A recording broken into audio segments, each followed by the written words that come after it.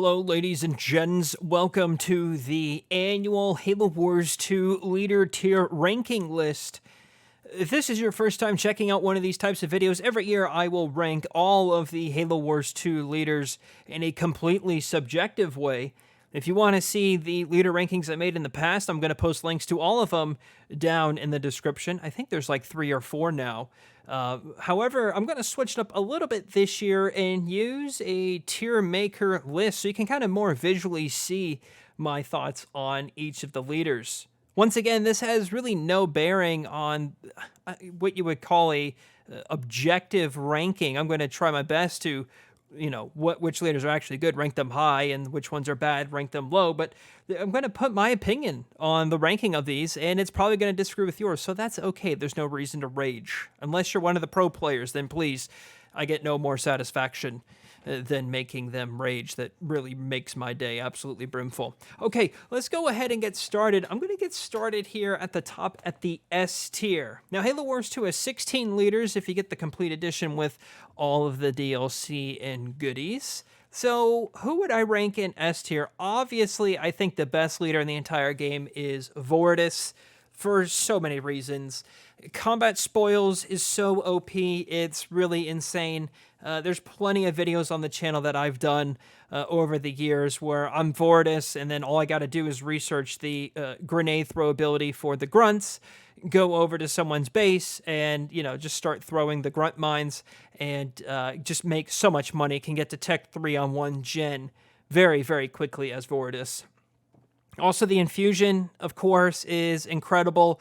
The Maelstrom, we've done there's so many great clips on the channel with a Maelstrom, some other leader power combination, whether that's like an ERAD or usually a beam. Vortis is just fantastic. The infusion scarab is probably my favorite scarab in the whole game. I could go on and on about what makes Vortis so great. So I highly recommend Vortis. Is there anyone else I would really truly rank in S tier? I don't know. I think the argument could really be made for Colony being in S tier. Colony is just, again, a fantastic leader all around. The combat repair that he gets, the ultimate ability, is just fantastic. Of course, Devastating Host is one of the best drops in the game. The Hunter's Brand is really good. The Goliaths are great. The Hunter Captain himself is awesome. Skitters are just wonderful. There's a lot that makes Colony really great. Engineer Swarm is a really strong healing ability. So I do recommend Colony if you had the option. I think that's probably going to conclude it for the S tier. I don't know if it'll make it easier to just kind of go down this list as time goes on, because I wonder if my opinion will change. So I'm going to start here with Atriox. I'm going to put Atriox here in the A tier. Atriox, great leader. Base game leader. You don't really need, obviously you don't need any DLC or expansions to get Atriox. He's good. His leader, inexplicably, I think, to my knowledge, is the only hero unit in the whole game without a Y ability. Nonetheless, Atriox's Chosen is really strong, and the Eradication is phenomenal, and the Bulwark and Unbreakable have saved me many times as well. Anders, you know what? I think I'm going to put Anders in A tier as well. Anders has a great upgrade path with the R&D ability to get your upgrades cheaper and faster. The Siege with Anders is one of my most favorite Siege. Actually, I would say Anders is my favorite unit to build Siege with in the entire game. There's been, again, a lot of videos with us trolling with that Siege. I would also probably put Decimus in A tier, and that really kind of bugs me, actually, because the way that people play Decimus has been the same that people have used Decimus for years, which is go as quickly as you can to get leader points so you can get Boundless Siphon and ultimately Boundless Fury. But Boundless Siphon is more important for Decimus to get the cringe air going, and all they do is just spam Banshees. I've seen comments, tons of comments of people saying that they really struggle to defeat Deci Banshees, and I will agree with you. There is a point in which Decimus can reach a critical mass amount of Banshees that makes it almost impossible to stop if, there aren't some things that you can do to kind of save yourself. And, you could obviously drop leader powers. I think a really great way to stop Decimus is a Maelstrom beam combo or a seismic cryo, something that will really stop the Banshees. even a displacement from Shipmaster. However, I think just Decimus is really strong. It can also, if there's multiple people who are Decimus on the other team, they can do a really cheesy strat, which is at the beginning they bring like a chopper over, and if you build your generators right next to each other, they can like double or even triple vortex it, and you'll lose both your gens pretty quickly. And that really bugs me as well. So I love defeating Decimus players. You can stop the cringe air if you're really aggressive with your anti-air strategy. But however, I do agree with what Hosty and some other higher level players have said, which is, if Decimus reaches his critical mass, you've done something wrong, because it does take a while for Decimus to reach that level of critical mass with the cringe air. It takes a lot of resources and a lot of time. So that just means you're not pushing, or you're being ineffective against Decimus. And some will say you deserve to lose if that's the case. That's a little rough, but that is what it is. Moving on to the Arbiter. Arbiter is great as well. I'm going to put Arbiter in A tier. The Elite Enforcers are awesome. I always really enjoy making the Phantoms, but really what makes Arbiter special is Conduit of Rage. Conduit of Rage is great when it stacks, and there's all the other powers that will benefit that. Stasis can be used offensively or defensively to really, help you get the edge on the battlefield. Arbiter's pretty fantastic, especially when combined with other leaders. Next is Captain Cutter. Probably put Captain Cutter in B tier. There's really nothing that stands out for Captain Cutter. I don't think Captain Cutter is good in the late game. I think he falls off as the game kind of progresses. However, Captain Cutter's got so many drops. ODST, Cyclops drop, the ODST battle group drop, close air support, archer missiles, a drop turret. The list goes on and on of what Cutter can do. So he's got a really great leader wheel, and I like that a lot about him, especially when you get raid. Your ODSTs and Marines are some of the best in the game to stop cringe air. So there's a lot with Cutter, but I just don't think he really has the strength to keep up with some of these other leaders as the game progresses. Next is Sergeant Forge. A lot of people like Sergeant Forge, and I agree. I'm going to put Sergeant Forge on A tier. This A tier is getting kind of crowded, but Sergeant Forge is great. Combat repair vultures with heavy metal is insane with Forge. And there are a couple other leaders that can do that combination as well. Isabel is one that can kind of replicate that. But Forge is really awesome with his hero, and I really like his Kodiak drop. I think, Isabel, this is going to be a take, but I'm probably going to put Isabel in B tier. I think Isabel is awesome, don't get me wrong. The Ghost Machine is literally a game-changing style of power drop. There was a really high-level game that I played years ago with Pyman where I dropped this, and it changed the game. We were losing, and with this great Ghost Machine drop, we actually ended up winning. So Ghost Machine is that important. It can really change the outcome of your match. I just don't know. I feel like with Isabel, I struggle to find the identity of what to build as Isabel. With Cutter, you want to go more infantry. With Forge, you want to go more vehicles. Anders, you either want to do the Sentinels that I love or Siege. But with Isabel, I don't really know. I mean, I understand that Isabel has the best Scorpion tanks in the game, with the shielded Scorpion tanks and Nightingales, which is really cool. But I don't know. With the way Halo Wars 2 is, that favors air so much on really big maps like Highway, or even Ashes, where you have to really have a significant travel distance to get to your opponent. Is it really worth to even go Scorpions? I'm not so sure. So I'm going to put Isabel at B tier. Next up is Commander Jerome. I'm also going to put him in B tier. Commander Jerome is great early on. I think he's one of the scariest Tech 1 leaders, especially with the Mantis drop. It's one of the most unique leaders in that sort of way. And the Mastodons, of course, are fantastic as well. Jerome has the awesome Omega Team drop where you can have up to 4 Spartans on the battlefield at once, which is really great. And the garbage drop, Enduring Salvo, is really a game-breaking leader-powered drop. It's when it's fully upgraded, it is really powerful. And the inspiration that Jerome gives to his units, I think, is understated on how great it is as well. So all around, Jerome's pretty great, but I wouldn't say he's as strong as Banished. And maybe it was important for me to note this earlier. I think Halo Wars 2 really favors Banished leaders over the UNSC counterparts, and I think that's been true for a long time in the game. Next up is Sergeant Johnson. Now, I'm really biased. I'm putting Sergeant Johnson in the S tier. Now, before you rage and start, mashing down your keyboard in all caps on why I put Sergeant Johnson here in S tier, I am just going to, first, before I explain, I'm going to redirect you to our 5.5-hour Super Turtle where I played as Johnson. And if you've experienced that, maybe you can kind of understand my love for Johnson.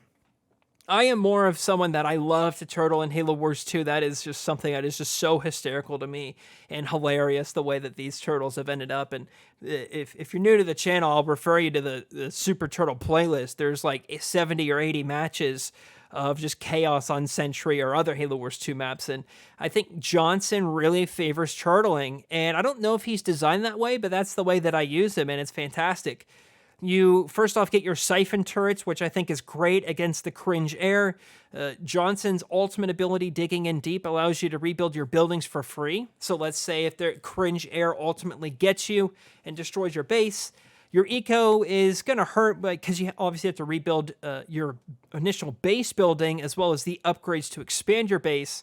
But the buildings themselves are free, so you can really fly ahead in power because as soon as you get Digging in Deep, just put gens on all the minis, which is the only acceptable way to put gens on minis, is if you play as Johnson and get Digging in Deep. Johnson also has the bunker, which I really love. You can put Marines in there, combat tech Marines to stop the cringe air. There's the EMP Mac Blast, which can stun air. The mechs, I think, are decently effective against air, especially the Mantis is a really versatile overall unit. The Colossus is pretty scary and a really tanky unit. Johnson Y ability can heal your base. You, of course, have combat salvage for all your vehicles. You got mech overcharge, making all your mechs invincible. And my favorite one, there's really two great powers of Johnson for turtling, is both the Pelican Transport and remote sensors. Pelican Transport, let's say you got to get from one side of the map to the other pretty quickly if you're getting attacked. Pelican Transport will allow that to happen. And for remote sensors, this really expands your line of sight, so it gives you an early insight onto a vulture push, especially on Sentry. You get so much visibility on Sentry from that, and it favors other maps as well. So I really think that Johnson is an S-tier leader in terms of super turtling. However, I know that's not everyone's favorite leader, and that's not really, I don't think, his overall use case. Hence why I said this is a subjective list. Okay, next is Morgan Cansano, and this really hurts me to say, but I have to put Cansano in C tier. I think Cansano just needs some help, and I think Cansano's best use for the hero unit is to really to Y ability a base, using the Flame Wall ability for Cansano. I know that it's a really great combination to really strip a base by using that Y ability combined with an Inferno. Cansano has some really great powers with the Flame Warthog drop. You can do a lot of trolling with the Flame Warthogs. And there's, Hell Charge as well to kind of help Cansano out. But I think overall, Cansano just kind of falls apart compared to some of these other leaders. I think she really thrives in the Tech 1 to Tech 2 transition. But as the game goes on, I think Cansano really struggles. Her hero unit cannot attack air. That kind of shares that with Shipmaster, as well as the hero units that can't attack air. But I think Cansano, she was one of the first DLC leaders for Halo Wars 2, so I think her design is just really basic. Her only unique unit is the Flamehawk, and I would have loved to see Flame Siege got added to Cansano, much like how Serena has Frost Siege. Next up is Pavium, and I'm really torn where Pavium should go here on this list. I think the best way to put Pavium is either C tier, like high C tier, low B tier. But I think I'm going to keep Pavium here in B tier. And again, this kind of comes back to my desire to super turtle all the time. Pavium on paper is designed for turtling. You have a hero unit with a drone that automatically heals buildings. You have the mega turrets, which are my favorite building in the entire game. You have Burnout. You have Pavium Stand, making your buildings invincible. You can have a passive healing on all your buildings. You can even get an upgrade to get all of your buildings' cost back when you recycle them. There's a lot going on with Pavium. I think just the key thing with Pavium is he just kind of sucks. If you build too many mega turrets, your eco is really far behind compared to other players. Burnout can kind of catch up a little bit, or sometimes even get ahead, depending on how you set up your eco and if you don't have many mega turrets. But it's just not enough. The Lich Vanguard is cool, and I do like the Pavium hero overall, but he's a really slow leader. He doesn't move very quick.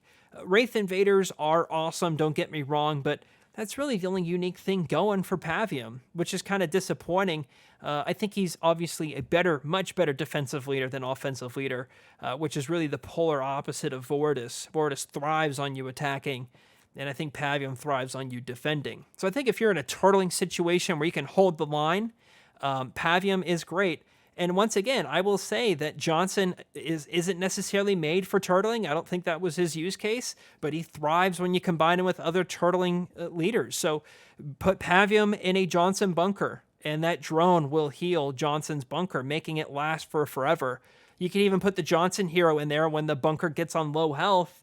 If the Pavium's drone isn't healing it fast enough, drop Johnson's Y ability, because that heals everything around it, including the bunker. If you got digging in, probably by the time your opponents destroy that bunker, it's time to drop another one. So combining that with an early Tech 1 push, a Johnson hero, Pavium hero, and a bunker, really nasty combination, really annoying. There's also another strat where you can steal someone's Expo, an opponent's Expo, real early on as Pavium. And the first thing you do once that Expo is done being built, build your War Council, lock the base, and build Pavium. Because if the base is attacked, guess what? Pavium's drone is going to heal the base, and it's a big troll. So I like Pavium. Next is Serena. I think Serena is C tier. She's cool, pardon the pun, but she's kind of like Kinsano, and I don't know if it's the fire and ice combination here, but I think the cryo and seismic is pretty nasty. However, I think it's easily countered. It's a 1-2 punch, so the seismic is literally useless without some sort of cryo or freeze with other powers. But if you drop the cryo, and I'm playing as a banished leader specifically, I'm just going to teleport and make you waste your seismic. Or maybe I'm Atriox and I'll drop a bulwark as soon as you drop your seismic. I think Serena is a pretty counterable leader. The fact that she has a vehicle as her hero, I think, is easily countered by Banished, where you make a lot of choppers and do the Y ability ram for that extra damage done. But I do understand where Serena can be quite nasty with all of the Frosty abilities stacking on top of each other. I just don't think she has the strength as the rest of the leaders on this list. Okay, Shipmaster, you know where I'm putting him, all the way down at the bottom. He's shite in a bucket, and you all know it as well. If you disagree, I'm sorry, it's okay to be wrong. Moving on. Yap Yap the Destroyer. Probably one of my favorite leaders. I think the cannon fodder is really good. Of course, the Grunt Goblin Y ability is absolutely broken. There's this really great clip we have on the channel where like a scare was at low health, and within like 3 seconds it was all the way back at max health. I mean, that should not really be the case. I'm a big fan of Please Don't Shoot Me and the Grunt Dome, and of course the Beam. Yap Yap, I think, is an easy A tier kind of leader. I do think Yap Yap, and you saw this when I faced Ed in Andy and Ed versus video that's on the channel. You can kind of sometimes get overwhelmed and overcommit to Tech 1 as Yap Yap, and the transition to Tech 2 can be quite hard, I think, as Yap Yap. But Yap Yap's got the best grunts in the game with the heavy grunts. That's great against air. So Yap Yap's got some pretty good anti-air stuff for the cringe air, whether it's Desi Banshees or Combat Salvage Vultures. You could do Please Don't Shoot Me to give you some time to get your units over there, as well as the Beam and the Grunt Goblin Y ability. So there you have it, all 16 leaders ranked in Halo Wars 2 for 2023. This is my opinion. Of course, I probably should have said this at the top, but 343 is no longer supporting Halo Wars 2, so the meta of the game is quite stale and it's not changing anytime soon. So the way that these leaders are, I can pretty much guarantee you is how it's going to be next year. This list changes solely on my opinion, and it's probably going to differ from yours, but I think that's what kind of makes Halo Wars 2 quite cheddarful. So most leaders are in the A tier, and I think that kind of goes to show you that there are both good UNSC and Banished leaders, but I think what this list shows you, and I think a lot of people would agree, is that Halo Wars 2 definitely favors Banished leaders over UNSC on any sort of toss-up, I would say. Okay, well, let me know your thoughts on this list down in the comments down below. Is this atrociously bad, or do you agree with some of it but not all of it? Let me know in the comments below. If this is your first time on the channel, well, you've stumbled into the right place, because for some strange reason, we cannot get over Halo Wars 2, even though it's almost 6 years old. So there's that. We're posting a lot of Halo Wars 2 content, and there's like, I'm not kidding you, like 1,000 Halo Wars 2 videos already on the channel for you to check out. And if you like hearing some nerd talk about games, well, then you'll also like our second channel, Respawn Arcade. We're doing co-op games and talking about some of our favorite retro nostalgic video games of the past. That's going to do it for me. Thank you all so much for watching, everybody. And I'll see you, James.